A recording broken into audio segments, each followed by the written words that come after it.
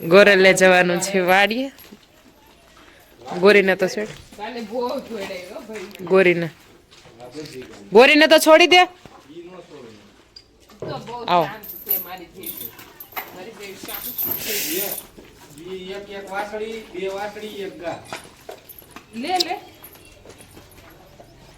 ચલો ગાઈસ, હવે આપણે વાડીએ નીકળી જઈએ અને કાલે કઈ લઈ જવામાં. આજે બીજો દિવસ થઈ ગયો છે અને ગોવાળ થઈ ગયા છે રેડી. ગોવાળ મા દીકરીનું ફાઇટિંગ ચાલુ છે.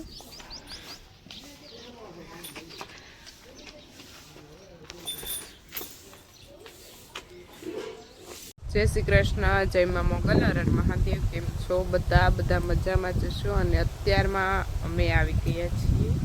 અમે નહીં એટલે હું આવી ગઈ છું અમારી વાડી પર બંને ગાયોને લઈને છું. અમારી ગાય અને ગોરલ અને શિવને રાખીએ છીએ ઘરે. અને હજી અહીંયા બધું સરખું કરવાનું છે. મેં ઉનાળામાં ગાયો લઈને આવતા ને ત્યારે એ બધું આ ફૂતા ને એવું નહોતું, પણ આ બધું સરખું કરવાનું છે. અને અત્યારમાં અમારા કપાસની અંદરથી ખડ લઈ અને ગાયોને નિરણ કરી દીધી છે. અને હવે મારે અત્યારમાં જવાનું છે અમારી જમરૂખડીએ જમરૂખ ખાવા માટે. તો ચલો ગાઈસ તમને આગળ બધું એમ અમારી જમરૂખડીમાં જમરૂખ તો બહુ બધા આવેલા છે, પણ ઓર્ગેનિક છે એટલે દવા નથી છાંટેલી, એના લીધે હળો આવે છે. એટલે હવે કંઈક ઉપાય કરશું. ગાયના ચાણ અને ગૌમૂત્ર એવું અને બીજું કંઈક મીનાક્ષી દીદી કહેતા એવું કંઈક કરવાનું છે એટલે ઓછું હળો આવે જમરૂખડીમાં. અને અમારા ઘઉં પણ મસ્ત ઉગી ગયા છે જો ગાઈસ, એક સરખા. અને અહીંયા ચણા કરેલા છે, સામે કરેલું છે લસણ. અને અહીંયા છે અમારા જમરૂખડી બધા ઝાડ. એટલે હવે આપણે જમરૂખ લઈ લઈએ. જો આમાં ઓછા છે, આગળની જમરૂખડીમાં બહુ બધા છે. જો અહીંયા નજીકથી જોવા મળશે ઘઉં. અને આ જમરૂખડીમાં હજી નથી એવા, જો મોર પણ નથી એવું કઈશ. અને આમાં પણ નથી એવા, કેમ કે હજી 2 વર્ષની થઈ કોપી, બે કાંઈ એક થઈ હશે શાયદ. અને જો આમાં તો બહુ જ આવે લટ લૂમ જો. અને સોળીનો સાવ નાનો એવો છે, એવડો એવો છે, બહુ જમરૂખ આવે જો, लागत છે. अमृत की सीजन है यहाँ पे, अमृत. અહીંયા છે અમારો નવો ઘઉં, એની એક્ઝેક્ટ બાજુમાં ડુંગળી કરેલી છે. અને અહીંયા છે તુર, હજી આવી નથી બહુ. અને કેળ જો ગઈશ,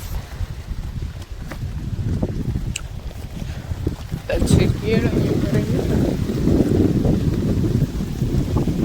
એ આ છે અમારી વાડીનો મસ્ત મજાનો નજારો.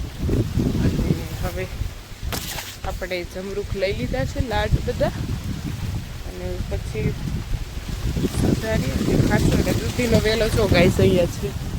અને આની અંદર દૂધી પણ આવી ગઈ. અહીંયા દૂધીનો વેલો કરેલો છે.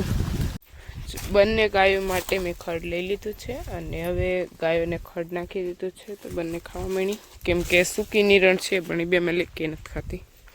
ચોમાસું જે સારો કરેલો હતો એ જો આમને પડ્યો છે. જો આને કાં તાન સડે ખાઈ ખાઈને એટલે બંનેમાંથી એક કે સૂકલ નિરણ નથી ખાતી, એટલે ખડ લઈ વણમાંથી. અને મેં નીરું છે ગોરલ. ગોરલને માથા ફેરવું બહુ મજા આવે. ગોરલ તો વાડી આવશે એટલે મસ્ત થઈ જાય, હાડકા બુરાઈ જાય. અને ગાય છે એને તો ને એ તો એવી નિવિત્રી ગોરલ થઈ જશે અમારી જાડી મસ્તીની. ગોરલ અને શિવબેન એકલા રહી છે ઘરે. ત્યાં છે અમારી ચીકુડી, અને એમાં ચીકુ નથી આવતા. જ્યારનું વાવાઝોડું ગયું ને ત્યારના આવ્યા જ નથી. આમ તો એકાદી વાર આવ્યા, એ તો કંઈ યાદ નહીં. અને વાવાઝોડાની અસર બહુ વૃક્ષોને થઈ છે. એમાં ફળ આવતા વૃક્ષોને તો બહુ જ. એક અમારી લીંબુડી હતી, એમાં બહુ લીંબુ આવતા. પછી વાવાઝોડું ગયું ને પછી એમાં શું કહેવાય, લીંબુ આવતા બંધ થઈ ગયા અને ધીમે ધીમે સુકાવા માંડ્યા.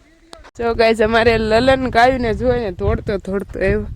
અને ગાયો પણ સામે જઈ રહી છે જો બંને સનસેટ થઈ અને ફાઇનલી ગાઈઝ અત્યારે હું નીકળી ગઈ છું ઘરે જવા માટે બંને ગાયોને લઈ અને ગાયો અત્યારમાં એટલી ફૂલ હાલે ને પગવા જ ન દે અને સવારે એટલી કવર આવવામાં 2 દિવસથી હેરાન કરે રસ્તે બહુ આવે જ નહીં અને ગોરલ તો છે ને પાછી વળી જાય અડધેથી ખબર નહીં એવું કેમ કરતી હોય ચલો ગાઈસ ફાઇનલી હવે જઈએ ઘર બાજુ આગળ છે અને હું પાછળ છું અને ધીમે ધીમે જતા રહે 2 દિવસથી ગાયો આરે સમય વિતાવ્યો એકદમ આખો દિવસ બસ હું વાડી આવું સવારની અને બસ આખો દિવસ ગાયોનું કામ કરવાનું મને એટલું ગમે વાત પૂછવા મારે મીનાક્ષી દીદી પણ આવવાના છે પણ થોડુંક કામ છે ને તો એ 1-2 દિવસ નહીં આવી શકે પછી મીનાક્ષી દીદી પણ આવશે અને હું પણ આવીશ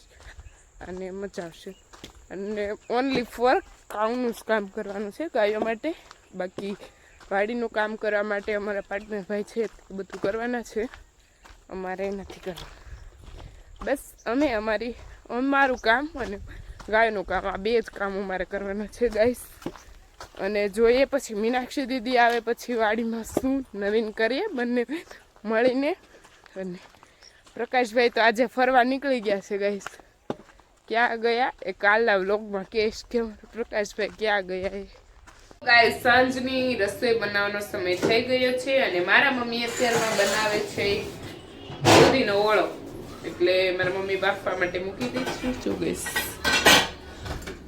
બાફવા માટે મૂકી દીધું પાણી નાખ્યું નિમક નાખ્યું અને હવે જશે હળદર અમે દૂધીનો ઓળો પણ બનાવીએ અને પછી આપણે એને કુકર પેક કરી દઈશું ઓળાને દૂધીને મેશ કરી લીધી અહીંયા છે મરચી ટમેટા ડુંગળી અને લીંબુનો રસ અહીંયા નાખી દીધો છે વઘાર કાંદા અને મરચા બંને બી નાખી દીધું છે સાતળી લઈશું મસ્ત મજાનું ટમેટા પણ અંદર નાખી દીધા છે એકદમ ગ્રેવી પાકી ગઈ છે અને હવે આપણે મેશ કરેલા શું કહેવાય દૂધીને નાખી દઈશું અંદર